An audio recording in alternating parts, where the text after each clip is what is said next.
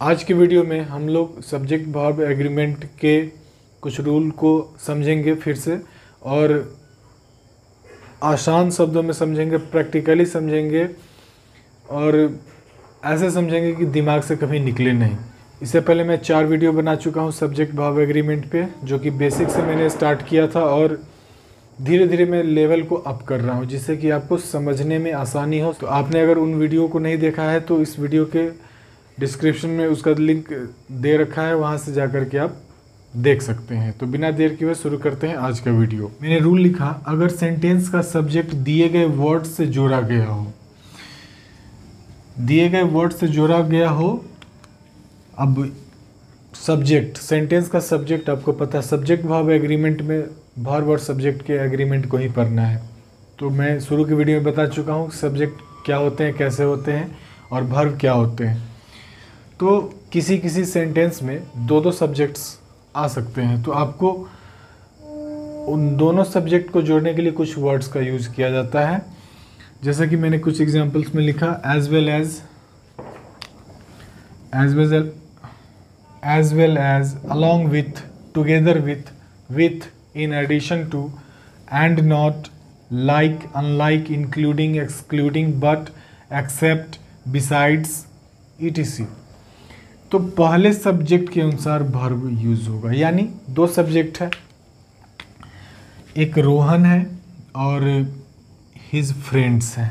2 subject है, दोनों को जोड़ कौन रहा है, एज वेल एज।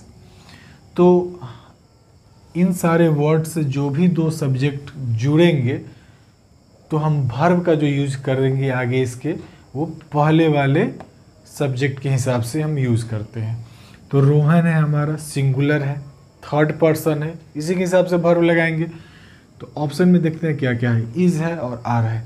तो सिंगुलर के लिए हम इज ही लगाते हैं।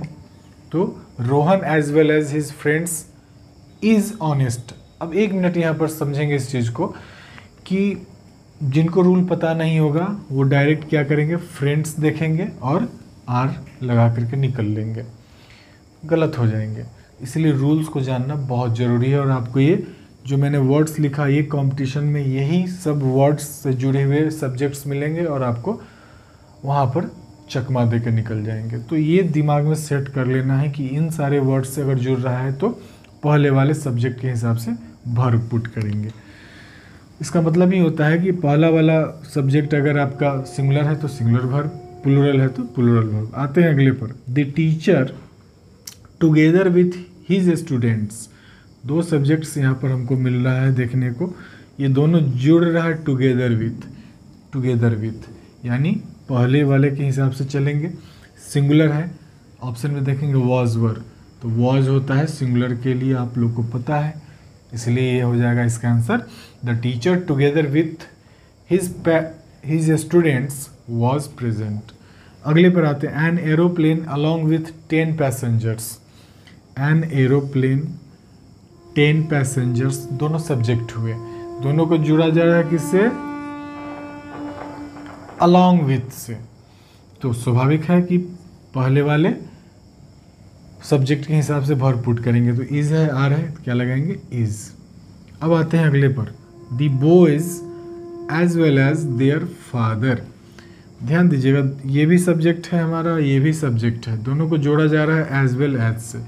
तो एज वेल एज से जोड़ा जा रहा है तो हम क्या करेंगे, पहले वाले सब्जेक्ट के हिसाब से वर्ब पुट करेंगे। तो दी बॉयज है, प्लूरल है, इसमें देखेंगे प्लूरल के लिए क्या यूज होता है, तो आर यूज होता है, यहाँ पर आर हो जाएगा। The boys as well as their father are honest.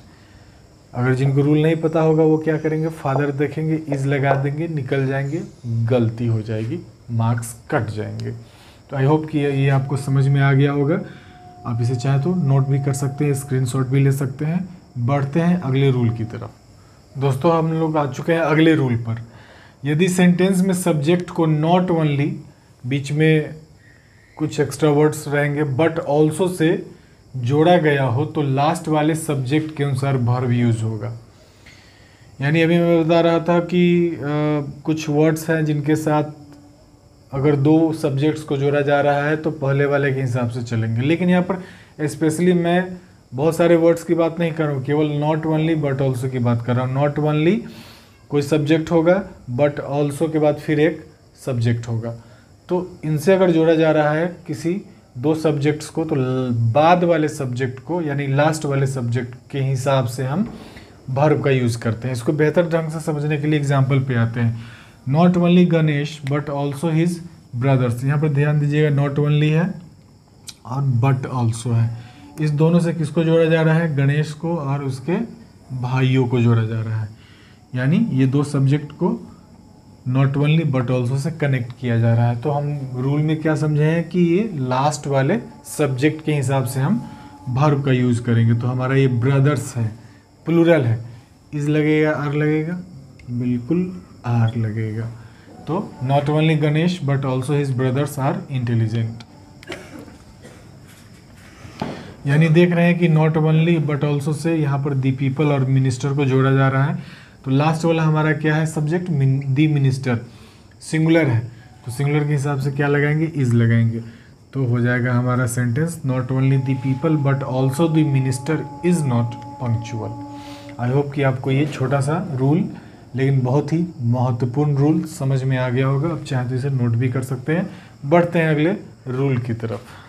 अगर सेंटेंस नथिंग बट से शुरू हो, मैं बता रहा था नॉट ओनली बट ऑल्सो, दोनों को मिक्स नहीं करेंगे।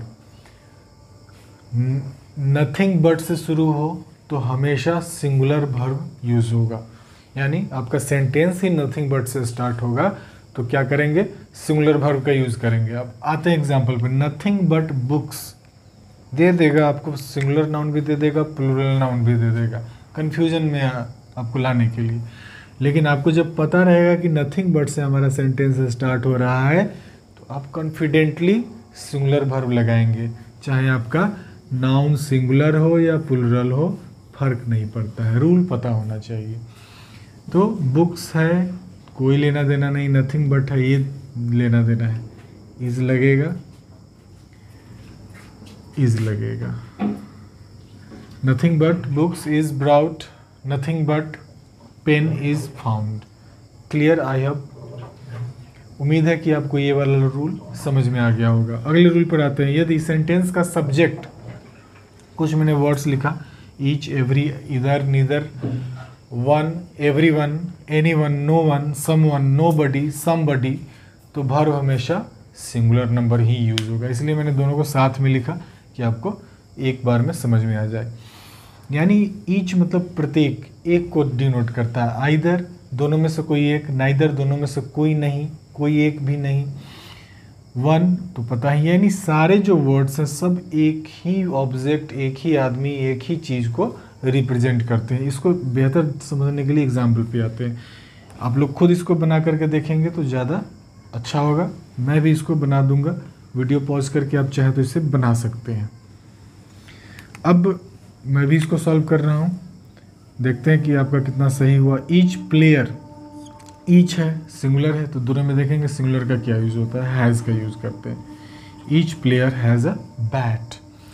ईच ऑफ देम, देम यहाँ पर प्लूरल आ गया, आप कंफ्यूज हो सकते हैं, लेकिन नहीं, ईच आपको पता है तो आप कंफ्यूज नहीं होंगे, सिंगुलर वर्ब का यूज़ करेंगे तो हैज़ का यूज़ करेंगे। Each of them has a book. No one, obviously singular verb use होगा, क्या है? इज है, तो no one is ready to speak English. अब कंफ्यूजन कहाँ आती है, लोग फंसते कहाँ हैं, सो देखेंगे। आइदर ऑफ योर सिस्टर्स, यहाँ पर फंसने के चांसेस होते हैं, लेकिन वो बच्चा नहीं फंसेगा जिसको ये पता है कि आइदर से हमारा जब सेंटेंस स्टार्ट होता है तो हमेशा सिंगुलर वर्ब ही यूज होता है। तो आइदर ऑफ योर सिस्टर हो या सिस्टर्स हो, फर्क नहीं पड़ता है, क्या लगाएंगे? इज लगाएंगे। Is honest. Neither of these two boys, confusion create कर देगा, नहीं होना है कंफ्यूज। नाइदर से स्टार्ट है, क्या लगाएंगे? हैज़ लगाएंगे। तो उम्मीद है कि साथियों कि आपको ये वाला रूल भी समझ में आ गया होगा। आप चाहे तो इसे नोट कर सकते हैं, स्क्रीनशॉट ले सकते हैं, और फिर भी कोई दिक्कत हो तो कमेंट बॉक्स में ज़रूर इसकी चर्चा करेंगे। तो दोस्तों, सब्जेक्ट वर्ब एग्रीमेंट के आज की वीडियो में इतना ही। अगले वीडियो में सब्जेक्ट वर्ब एग्रीमेंट के और रूल्स की चर्चा हम करेंगे। तो उम्मीद करता हूँ कि आपको आज का वीडियो सारे वीडियो की तरह अच्छा लगा होगा। तो ज़रूर एक लाइक कर दें, वीडियो को शेयर करें। चैनल को अभी तक सब्सक्राइब नहीं किया तो चैनल को सब्सक्राइब कर दें, बेल आइकन भी प्रेस करें, जिससे कि हर रोज़ नए वीडियो जो मैं बनाता हूँ आपको आसानी से मिल सके। तो बहुत बहुत धन्यवाद आप सभी का पूरा वीडियो देखने के लिए। मिलते हैं अगले वीडियो में।